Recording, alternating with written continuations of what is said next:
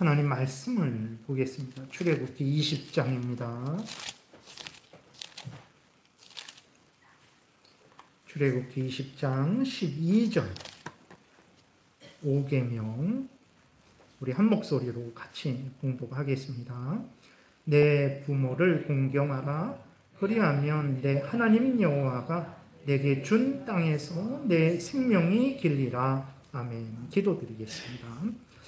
하나님, 이 시간 우리가 10계명 중에 5번째 계명을 살펴봅니다. 5번째 계명을 통해서 우리에게 알려주시는 하나님의 뜻을 잘 알고 믿고 순종해서 하나님의 영광을 드러내게 도우소서. 이웃을 유익하게 하게 도우소서. 우리도 하나님이 주시는 크신 은혜 늘 풍성히 누리게 도우소서. 이 시간 온전히 주장하소서. 예수 그리스도의 이름으로 기도드렸습니다. 아멘. 오늘은 우리가 5계명을 공부를 합니다. 우리 64문까지 함께 교독하겠습니다. 제5계명은 무엇입니까? 제5계명은 내 부모를 공경하라. 그리하면 내 하나님 여호와가 내게 준 땅에서 내 생명이 길리라입니다. 64문 제5계명에서 요구하는 것은 무엇입니까? 제5계명에서 요구하는 것은 여러 지위와 관계에 있어서 윗사람, 아랫사람, 그리고 동등한 사람으로서 각 사람에게 속한 명예를 지키고 각 사람에게 속한 의무를 행하라는 것입니다. 아멘. 여기 보게 되면 이제 5계명을 우리가 일반적으로는 부모님에게 효도하는 것으로만 알고 있어요. 그렇지 않습니다. 당연히 5계명을 통해서 육신의 부모에게 효도하라. 그 육신의 자녀들에게 말씀을 명령을 하시는 것이고 동시에 그것만이 아닙니다. 5계명을 통해서는 인간 사회의 근본 질서를 하나님이 지킬 것을 말씀을 하고 있는 거예요. 인간 사회의 근본 질서, 그 도리를 말하는 것입니다. 그래서 그 64문에도 보게 되면 5계명에서 요구하는 게 뭐냐? 그랬을 때 인간 사회에 여러 지위와 관계가 있죠. 어떤 특별히 윗사람들이 있고 아랫사람들이 있고 뭐 동등한 그러한 사람들이 있어요. 인간 사회의 그 질서를 간략하게 정리하면 뭐 윗사람과 아랫사람, 그 다음에 서로 동등한 사람들의 그 관계가 있는데 그 윗사람에게 또 명예가 있죠. 아랫사람이라고 명예가 없습니까? 그러지 않아요. 아랫사람도 인격이 있고 권리가 있고 그 아랫사람도 명예가 있어요.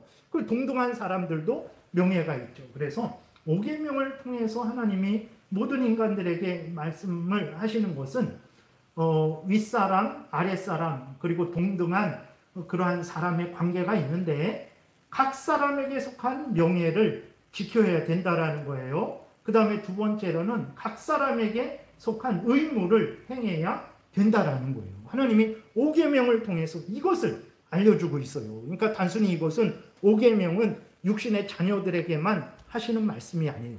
모든 인간들에게 하시는 말씀이에요. 윗사람에게도 부모, 육신의 부모, 또 부모의 자리에 있는 사람에게도 말씀하시는 거고 육신의 자녀, 그리고 자녀의 자리에 있는 사람들에게도 말씀을 하시는 것이고 그리고 동등한 관계에 있는 사람들에게도 말씀을 하시는 거예요. 그래서 윗사람의 명예, 아랫사람의 명예, 동등한 내 친구일지라도 그 친구가 명예나 뭐 인격이 없습니까? 아니요.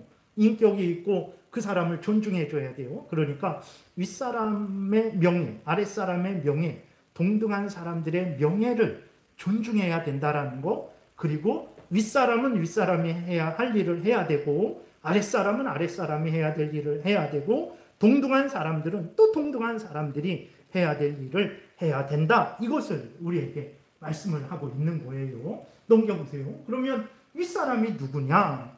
부모죠. 부모. 부모를 통해서 그럼 부모는 누구냐? 그랬을 때 육신의 부모만 부모입니까? 그렇지 않습니다. 육신의 부모를 말해요. 그리고 부모의 자리에 있는 사람도 부모와 같이 여겨야 돼요. 그럼 부모의 자리에 있는 사람이 누구냐? 남편.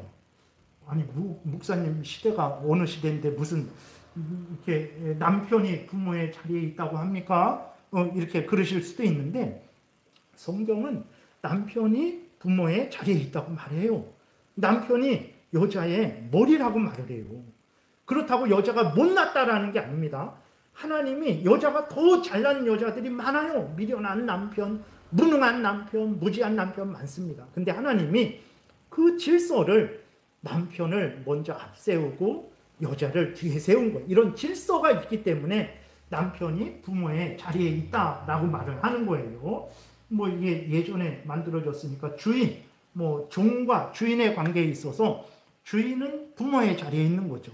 그러니까 주인이 그 종을 다스리고 또 이제 지도하고 양육을 하는 거잖아요. 그러니까 그 부모의 역할을 하는 것입니다. 교역자, 뭐 주권자, 노인, 은혜와 은사를 나보다 많이 받은 사람, 이 사람들이 다 부모의 자리에 있는 거예요. 이것을 생각을 해야 되고, 아랫사람이 누구냐? 그랬을 때 자녀들이죠. 그럼 자녀는 누구냐? 육신의 자녀가 자녀죠. 그리고 자녀의 자리에 있는 사람이 있어요. 그 자녀의 자리에 있는 사람이 누구냐? 그랬을 때 아내, 남편과 아내 사이에서 남편은 이제 부모의 자리, 아내는 자녀의 자리. 그렇다고 아내를 절대로, 여자를 절대로 무시하는 거 절대로 아닙니다. 그것을 우리가 항상 생각을 해야 돼요. 그 다음에 주인과 종의 관계에 있어서 종은 자녀의 자리에 있는 거죠. 주권자와 백성과의 관계에 있어서 이제 백성은 자녀의 자리에 있는 거죠. 그러니까 교역자와 성도의 그 관계에 있어서 또 성도들이 이제 또 자녀의 자리에 있는 거죠. 그 다음에 주권자와 신하의 관계에 있어서 또 신하가 그렇고 어린이들, 어른과 어린이들 관계에 있어서 어린이들이 자녀의 자리에 있는 거고, 은혜나 은사를 나보다 적게 받은 사람들도 자녀의 자리에 있는 거죠. 그럼 동등한 사람은 누구냐? 그랬을 때 형제, 뭐 자매, 친족, 친구입니다. 연령, 친구들인데 연령, 신분, 지위, 권위에 있어서 큰 간격이 없는 그러한 사람들, 그리고 동등한 사람들로 우리가 생각을 할 수 있어요. 그랬을 때 5계명은 윗사람의 명예를 지켜줘야 됩니다. 누가 지켜줍니까? 아랫사람들이 윗사람의 명예를 지켜줘야 되죠. 그리고 아랫사람의 명예를 지켜줘야 돼요. 누가 지켜줍니까? 윗사람이 아랫사람의 명예를 지켜줘야 돼요. 동등한 사람들 서로 간의 명예를 지켜줘야 돼요. 그리고 윗사람이 할 일을 해야 됩니다. 하나님이 윗사람이 할 일을 성경에 자세하게 말씀해 주셨어요. 그리고 아랫사람도 난 아랫사람이니까 난 자녀니까 할 일 없지. 아닙니다. 아랫사람이 마땅히 할 일이 있어요. 성경이 아주 자세하게 알려주고 있어요. 그 다음에 친구니까 뭐 그딴 게 다 뭐가 필요하냐? 그냥 살면 되지. 아닙니다.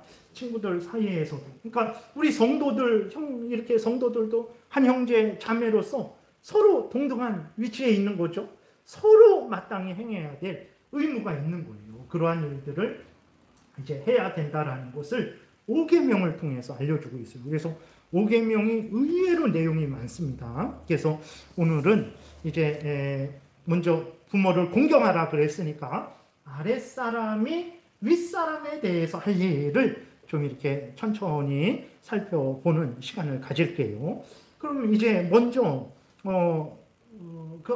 넘겨보세요. 넘기면 성구가 있는데 여기도 보게 되면 에베소서 5장 21절에 그리스도를 경외함으로 피차 복종하라. 이것이 5계명 다섯 번째 계명을 설명해 주는 말씀인 거예요. 그러니까 세상에 교회에 질서가 있죠. 그 질서를 존중하고 하나님이 세우신 질서라고 분명히 믿고 그 질서를 따라서 행하라는 거죠. 그리스도를 믿는 사람들은 그리스도를 경외하면 그 그리스도가 세운 질서를 존중하고 따라야 되는데 그게 뭐냐? 피차, 서로의 명예를 지켜주고 또 피차, 복종할 자에게는 복종하고 또 돌볼 자는 돌보고 그렇게 행해야 된다는 것을 말하고 있는 거죠. 베드로전서 2장 17절에서도 뭇사람을 공경하며 형제를 사랑하며 하나님을 두려워하며 왕을 존대하라. 여기에서도 인간 사회 질서의 전반적인 그 질서 속에서 어떻게 살아가야 되는지 공경할 사람은 존경해야 됩니다. 형제끼리는 서로 동등한 그러한 권위에 있는 사람들은 서로 존중하며 사랑하며 살아가야 돼요. 왕은 왕으로서 존대해야 되는 거예요. 그러니까 이게 다 5계명을 설명하는 말씀들인 거예요. 만약에 우리가 무사람을 공경하지 않는다, 왕을 존대하지 않는다, 저 인간이 무슨 대통령이냐, 막 이런 식으로 한다. 물론 잘못된 것도 막 넘어가라는 건 절대 아닙니다. 잘못된 것은 그리스도인들이 더욱 날카롭게 그것을 지적하고 책망하고 고치라고 말을 해야 돼요. 그러나 그럴지라도 그가 권위의 자리에 있다라는 것은 무시할 수 없어요. 근데 우리가 어떤 잘못한 걸 가지고 저 인간이 무슨 대통령이냐 하면서 그 왕으로서의 권위를 인정하지 않으면 그럼 5계명을 어긴 거가 되는 거예요. 심각한 거죠. 네. 절대 복을 받지 못하는 거죠. 하나님이 5계명을 어기면 복을 주신다고 그랬는데, 그러니까 5계명이 우리가 엄청 그 의미를 알게 되면 사회생활을 잘하게 돼요. 가정생활도 잘하게 되고 사회생활도 잘하게 되고, 그래서 우리를 통해서 참 사회가 든든히 세워집니다. 아주 밝아지고 건강해지죠. 그래서 우리만 복받지 않고 이 사회도 복을 받게 되는 거예요. 로마서 12장에서도 형제를 사랑하여 서로 우애하고 존경하기를 서로 먼저 하며 그랬어요. 여러분, 성도들끼리 서로 신앙생활 하는데 사랑합니까? 여기서 말하는 형제, 내 육신의 형제, 피를 나눈 형제만 말하지 않습니다. 예수 그리스도 안에서 하나님을 아버지로 모신 우리 모두가 다 형제, 자매들인 거예요. 서로, 성도들이. 근데 어떻게 하라 그랬습니까? 형제를 사랑하라 그랬어요. 서로 우애 있게 살라 그랬어요. 서로 존경하는데 저 사람이 나를 존경하지 않는데 내가 왜 존경합니까? 그러지 말고 먼저 하라 그랬어요. 이게 하나님이 우리에게 5계명을 통해서 알려주시는 뜻이에요. 여러분 5계명을 지키셨습니까? 지키고 계십니까? 부모에게 잘했어요. 열심히 효도했습니다. 근데 다른 사람에게는 뭐 노인에게 이 길을 지나가다가 어떤 노인이 계신데 무시하고 그를 존중하지 않고 5계명 어긴 거예요. 네. 네, 서로 5계명은 또 형제들 서로 동등한 권위에 있는 사람들과의 관계도 이렇게 살아가라고 말씀을 하고 있죠. 그렇게 살아가지 않는 게 5계명을 어기는 거죠. 그래서 5계명을 우리가 한번 이번 기회를 통해서 좀 더 자세하게 살펴볼게요. 그래서 말씀드린 대로 이제 부모를 공경하라 그랬으니까 먼저 자녀와 자녀의 자리에 있는 자들이 어떻게 행해야 되는지, 부모와 부모에 있는 자들에게 어떻게 행해야 되는지를 살펴보겠습니다. 먼저 자녀들이 부모를 어떻게 해야 되냐. 부모를 공경해야 됩니다. 존경해야 됩니다. 부모를 소중히 여겨야 됩니다. 그것이 자녀가 마땅히 해야 될 일인 거예요. 그래서 부모를 공경을 해야 되는데 우리가 그럴 수 있어요. 아니, 부모님이 부모님 같아야 공경을 하죠. 사춘기에 빠진 자녀들이 그러죠. 그러면서 계속 사춘기가 되면 나이가 들었어도 뭐 그런 말을 하죠. 근데 성경에서는 부모다운 부모에게 공경하라 그렇게 말씀하시지 않았어요. 그냥 부모를 공경하라 그랬어요. 그 사람이 부모면 공경하라는 거예요. 그래서 성경대로 살기가 어려운 거예요. 나 같으면 부모 같아야 부모를 공경하죠. 뭐 어른 같아야 어른을 공경하죠. 대통령 같아야 대통령을 공경하죠. 목사 같아야 목사를 공경하죠. 이거는 우리가 그렇게 하잖아요. 근데 하나님은 그냥 그 사람이 부모면 공경하라고 그랬어요. 그 사람이 대통령이면 지적하고 책망할 일은 해야 되지만 그렇다고 해서 마땅히 드려야 될 공경과 순종은 안 해도 된다 그러지 않았어요.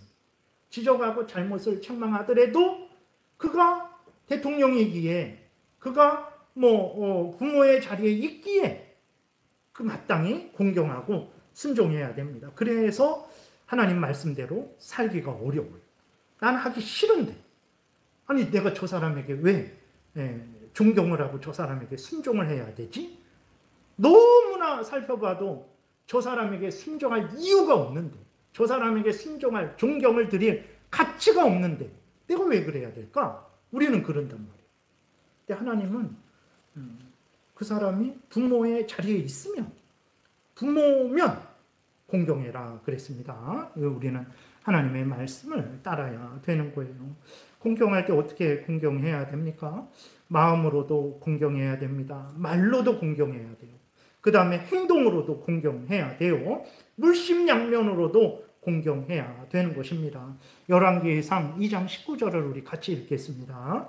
밧세바가 이에 아도니아를 위하여 말하려고 솔로몬 왕에게 이르니 왕이 일어나 영접하여 절한 후에 다시 왕좌에 앉고 그의 어머니를 위하여 자리를 베푸니 그가 그의 오른쪽에 앉는지라 그랬어요.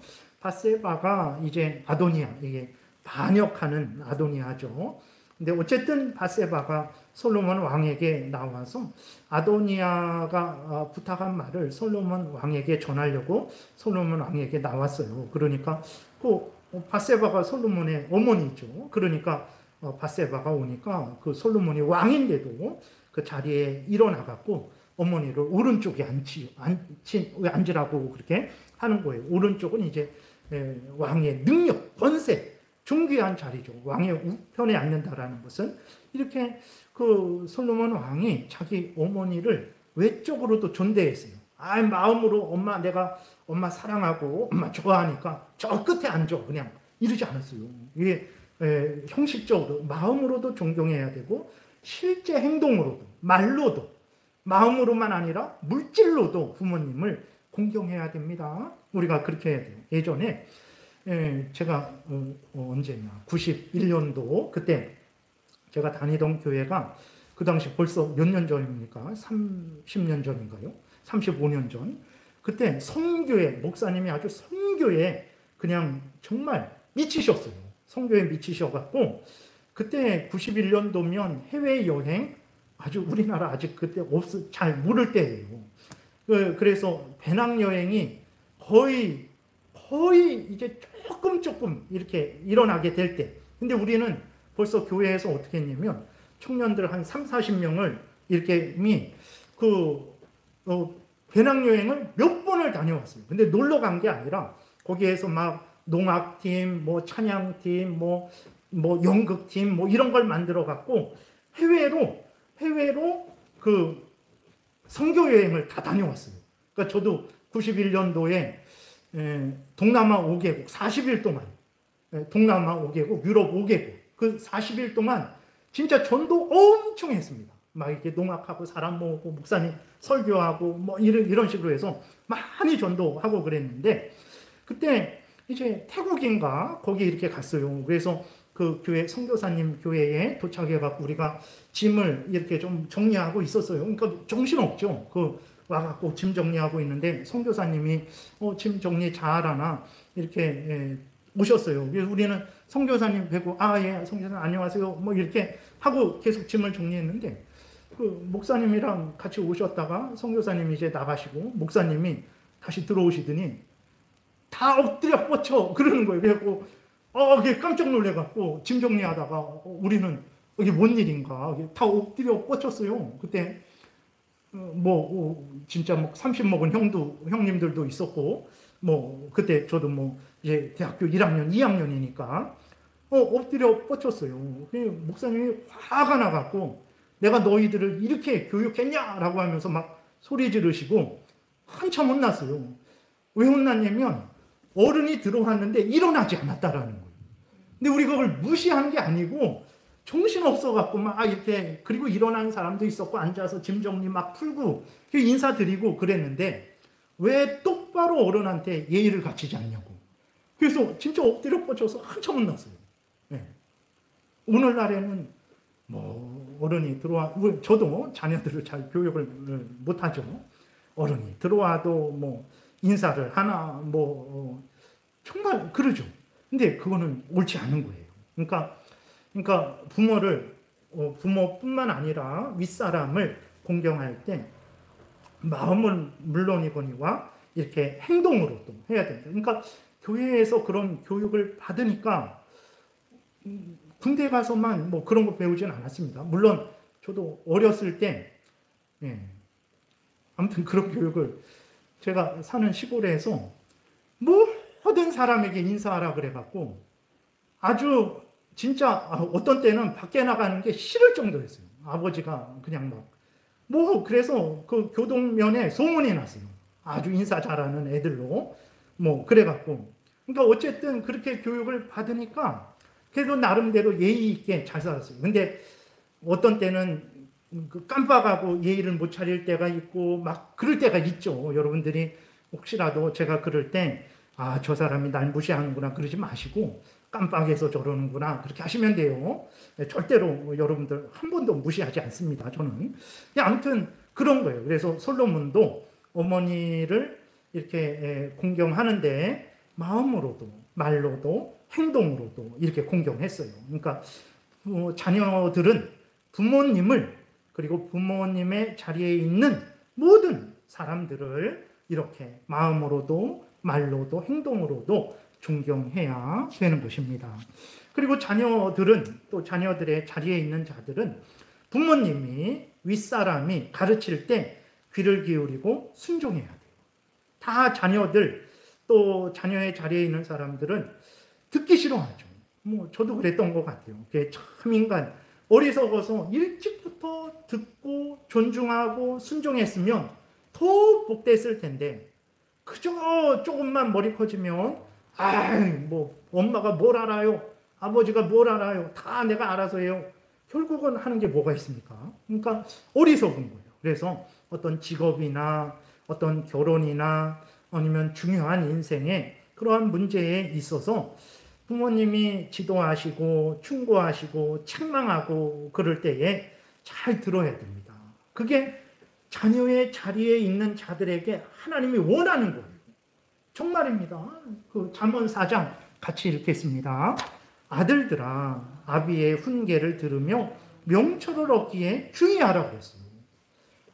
하나님이 자녀들이 어떻게 살아가야 될지 부모님과의 관계에서 어떻게 살아가야 될지 자녀의 자리에 있는 그 사람들이 윗사람 부모님과의 자리에 있는 자들과의 관계에서 어떻게 살아가야 될지 자세하게 말씀하셨어요.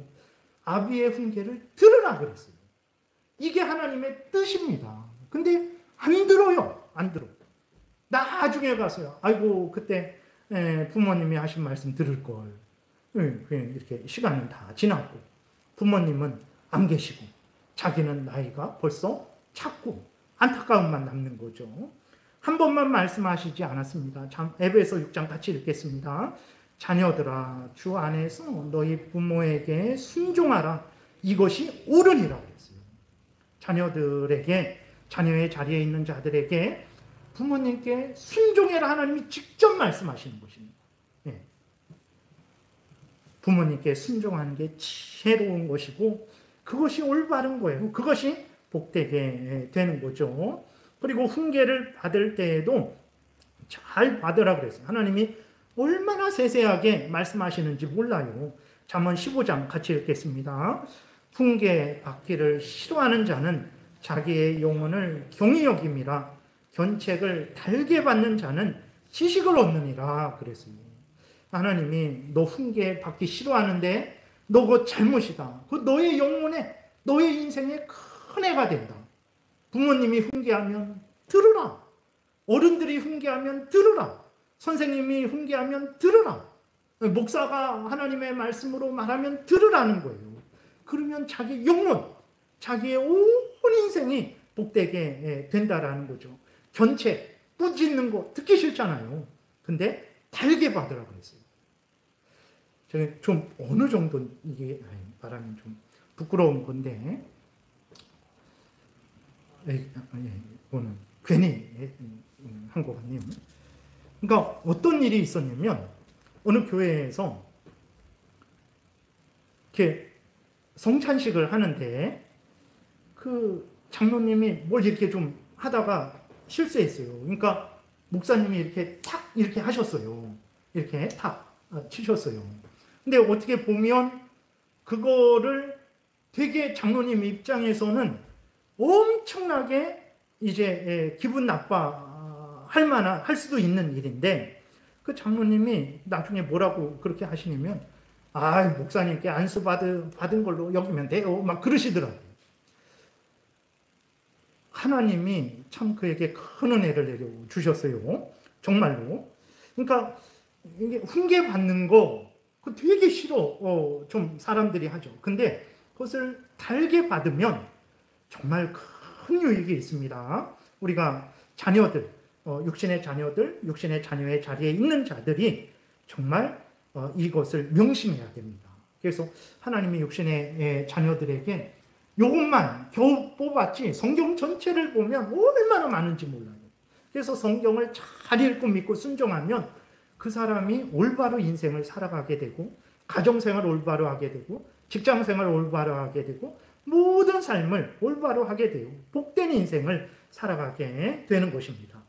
그 다음에 자녀의 자리에 있는 사람은 이제 육신의 자녀뿐만 아니라 아내라 그랬죠. 아내. 그럼 아내가 남편에게 어떻게 해야 되냐 그랬을 때에 하나님이 아내가 어떻게 해야 되는지, 남편을 어떻게 해야 되는지 엄청나게 말씀 많이 하셨어요. 디도서 2장 4절 5절 같이 읽겠습니다. 그들로 젊은 여자들을 교훈하되 그 남편과 자녀를 사랑하며 신중하며 순전하며 집안일을 하며 선하며 자기 남편에게 복종하게 하라. 이는 하나님의 말씀이 비방을 받지 않게 하려 함이라 그랬어요. 하나님이 아내들에게 이렇게 살아라 저렇게 살아라 말씀하시지 않은 것 같죠? 성경 보면 다 복 받는 것만 말씀하는 것 같죠? 아닙니다. 이렇게 구체적으로 젊은 여자들을 교훈하는데 그 남편과 자녀를 사랑하는 삶을 살게 해라. 이걸 교훈하라는 거예요. 여러분, 아내 되시는 분들은 남편과 그 자녀들을 사랑하셔야 됩니다. 남편에 대해서 뭐 이렇게 재밌게 이야기하고 그럴 수 있어요. 그렇지만 진짜 그것을 넘어서서 남편을 무시하고 멸시하고 사랑하지 않는 거, 그 죄 짓는 거예요. 그 5계명 어기는 겁니다.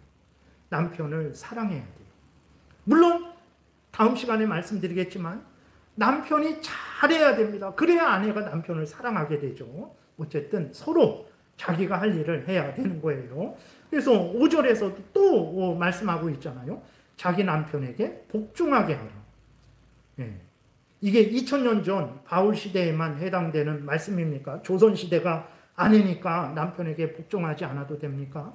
그러니까 악한 남편들은 하나님이 세우신 질서를 악용해서 나는 하늘이고 너는 땅이니 그냥 복종해라, 이렇게 나쁘게 악용을 하죠. 이런 건 아니라 같은 존중한 인간이고 존귀한 존재들인데 하나님이 세운 질서상 남편이 앞서고 아내가 뒤에 서는 거예요.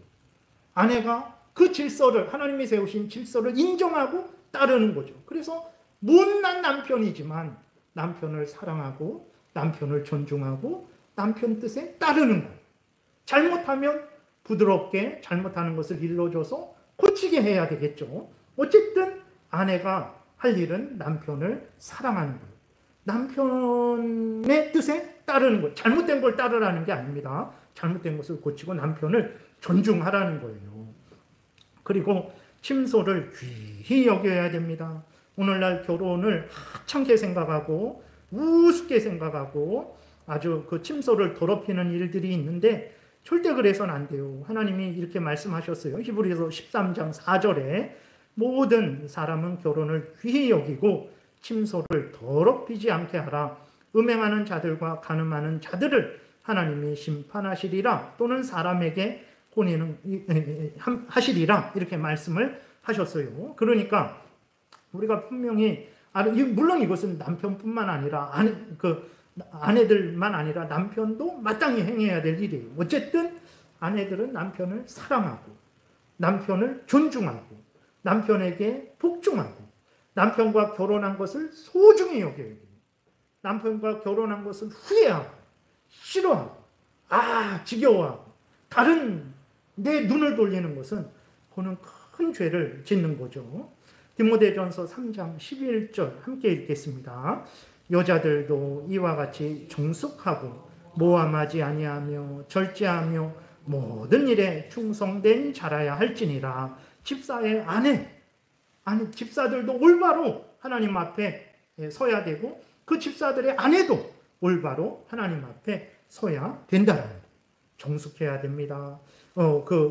침소를 귀히 여겨야 되는 거예요. 절대로 결혼을 해놓고 침소를 더럽히면 안 되는 거죠. 남편을 존경하라는 말이 끝도 없이 나와요. 에베소서 5장 33절 같이 읽겠습니다. 그러나 너희도 각각 자기의 아내 사랑하기를 자신과 같이 하고 아내도 자기 남편을 존경하라 그랬어요. 여러분 아멘 되십니까? 내가 왜 이 남자에게 존경해야 돼? 물론 존경할 건덕지가 없죠. 그러나 하나님이 그렇게 명령하셨고 또 내 남편이니 하나님 말씀 따라 존경하면 남편이 잘 돼요. 그리고 그 남편을 존경하는 아내가 잘 됩니다. 자기를 존경하는 아내를 구박하고 타박하고 멸시하고 그렇게 하겠습니까? 못난 남편 자기가 잘 알아요. 그러니까 그 못난 나를 사랑해주는 아내를 얼마나 고마워합니까? 사랑받기 원합니까? 그럼 여러분 남편을 존경하세요. 하나님 말씀 따라 남편을 사랑하면 남편이 엄청 고마워해요. 그래서 그 아내를 귀히 여기고 소중히 여깁니다. 하나님 말씀대로 살면 복된 거예요. 고린도전서 7장 같이 읽겠습니다. 마음이 갈라지며 시집가지 않은 자와 처녀는 주의 일을 염려하여 몸과 영을 다 거룩하게 하려 하되 시집간 자는 세상 일을 염려하여 어찌하여야 남편을 기쁘게 할까 하느니라. 예, 동영상 올려놨습니다. 자세한 내용은 그것을 보시고 여기에서는 말이 결혼하면 남편에게 시간을 빼앗겨서 이걸 좀 잘못된 거 아닌가 그런 느낌으로 읽을 수 있는데 그러지 않은 거예요. 그런 의미가 아닙니다. 그래서 아내가 할 일은 남편을 기쁘게 할까 관심을 갖는 게 아내가 할 일이라는 거예요. 희한하죠? 그게 당연한 거예요. 아내 자존심 상한다. 그럴 필요 없어요. 그럼 누구를 기쁘게 할 거예요? 아내된 여러분들 누구를 기쁘게 할 거예요? 남편을 기쁘게 하고 자식들을 기쁘게 하면 돼요. 그게 아내가 할 일인 거예요. 그건 자존심 상할 일이 아니에요. 하나님이 이렇게 자세하게 말씀하셨어요. 아내들이 어떻게 살아야 되는지. 그 다음에 베드로전서 3장 1절 2절 교독하겠습니다. 제가 먼저 읽을게요. 아내들아 이와 같이 자기 남편에게 순종하라. 이는 혹 말씀을 순종하지 않는 자라도 말로 말미암지 않고 그 아내의 행실로 말미암아 구원을 받게 하려 함이니 너희의 두려워하며 정결한 행실을 봄이라 그랬어요. 성경 전체를 이렇게 보면요, 하나님이 얼마나 아내들에게 남편을 존경해라, 순종해라 말씀하시는지 몰라요. 그게 아내들이 할 일인 거예요. 네. 그게 아내가 할 일입니다. 5계명을 통해서 하나님이 알려주시는 거예요. 그게. 그러니까 5계명을 육신의 부모에게만 해당하니까 육신의 자녀만 할 일이라고 생각하는 거예요. 그래서 아내가 남편에게는 생각도 안 하는 거예요. 그러니까 성경을 자기 마음대로 읽는 거죠. 아닙니다. 5계명을 통해서는 육신의 부모에게도 말하고 아내에게도 말하고 종들에게도 말하고 국민들에게도 말하고 하나님이 그렇게 하시는 것이라는 것입니다. 그 다음에 이제 종이 주인에게 오늘날에 예를 들어서 경영자, 노동자 뭐 그러한 사이로 알 수 있겠죠. 근데 오늘날에 이 성경에 말하는 종이 주인에게 행하라 그랬을 때는 오늘날 차원이 달라요. 오늘날 경영하는 사람이 종업원을 직원을 종처럼 부렸다고 생각해 보세요. 큰일 납니다. 그 고발당해서 그 감옥 가요. 오늘날은 전혀 그런 관계가 아니죠. 오히려 노동자들이 더 높은 그러한 위치에 있는 그런 경우도 많죠. 근데 이 디모데전서 기록 당시에는 진짜 노예예요, 노예, 종. 우리나라 노비, 뭐 이런 차원이에요. 그래서 그 주인과 종의 관계에 있을 때 하나님이 그 종들에게 무슨 말씀을 하시는지 그 종도 자녀의 자리에 있는 자들에게 하나님이 말씀을 하십니다. 디모데전서 6장 1절 2절 교독하겠습니다. 물은 멍에 아래에 있는 종들은 자기 상전들을 범사에 마땅히 공경할 자로 알지니 이는 하나님의 이름과 교훈으로 비방을 받지 않게 하려 함이라. 믿는 상전이 있는 자들은 그 상전을 형제라고 가볍게 여기지 말고 더 잘 섬기게 하라. 이는 유익을 받는 자들이 믿는 자요 사랑을 받는 자임이라. 너는 이것들을 가르치고 권하라 그랬어요. 종의 자리에 있는 자들에게 주인들을 잘 섬겨라 그랬어요. 공경하라 그랬어요. 아, 예수 그리스도 안에서 한 형제 자매 아닙니까? 맞아요. 한 형제 자매인데 그렇다고 해서 그가 나의 주인이 아닌 것은 아니에요. 예수 그리스도 안에서 다 형제 자매지만 사회적으로 그는 나의 주인이에요. 그럼 나의 주인을 주인답게 대우하는 것이 아랫사람들, 종들이 마땅히 행할 일이라는 거예요. 그래야 하나님의 영광이 가려지지 않아요. 그래야 하나님의 영광이 드러납니다. 그리스도인들이 빛과 소금으로 살아가는 것이 어떻게 살아가는 것일까요? 어려운 사람 도와주는 거 맞습니다. 그거 빛과 소금으로 살아가는 거죠. 근데 그것만 있는 게 아니에요. 내가 직장에 있을 때 내가 아랫사람이에요. 그럼 아랫사람으로서 그 나의 그 상사들을 존중하고 그들을 존경하고 그 질서를 따르는 것, 이것도 우리가 빛과 소금으로서 온 세상을 밝게 비추는 일이라는 것을 잊지 말아야 됩니다. 에베소서 6장에서도 또 말씀하고 있어요. 교독하겠습니다. 저 먼저 읽을게요. 종들아 두려워 떨며 성실한 마음으로 육체의 상전에게 순종하기를 그리스도께 하듯 하라. 눈가림만 하여 사람을 기쁘게 하는 자처럼 하지 말고 그리스도의 종들처럼 마음으로 하나님의 뜻을 행하고 기쁜 마음으로 섬기기를 주께 하듯 하고 사람들에게 하듯 하지 말라. 이는 각 사람이 무슨 선을 행하든지 종이나 자유인이나 주께로부터 그대로 받을 줄을 알미라 그랬어요. 에베소서 6장에서는 더 말씀하고 있죠. 육체의 상전을 그리스도께 하듯 하래요. 말이 됩니까, 여러분? 이게 오늘날 말이 됩니까? 오늘날에도 아니 내가 상사한테 뭐 경영자한테 그리스도께 하듯 하라고요? 그리스도인들도 이해 못할 말이죠. 근데 이게 성경 말씀이에요. 아랫사람, 자녀의 자리에 있는 사람들에게 이렇게 말씀하고 있어요. 진짜 빛과 소금 되기를 원합니까? 아멘 하고 따라야 돼요. 근데 내 자존심은 절대 따를 수 없죠. 그러니 우리가 세상에 빛과 소금이 안 되는 거예요. 하나님의 말씀을 따를 때 빛과 소금이 되는 거예요. 이런 사람이 가정에 있고 직장에 있어요. 대한민국에 많아요. 그럼 그곳이 얼마나 안정되고 얼마나 질서가 잡히고 얼마나 서로를 존중하게 되고 든든하게 서가게 되겠습니까? 죽게 하듯 하래요.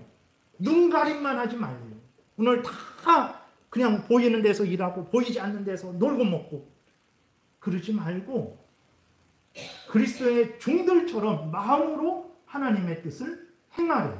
섬길 때 억지로 하지 말고 기쁜 마음으로 섬기래.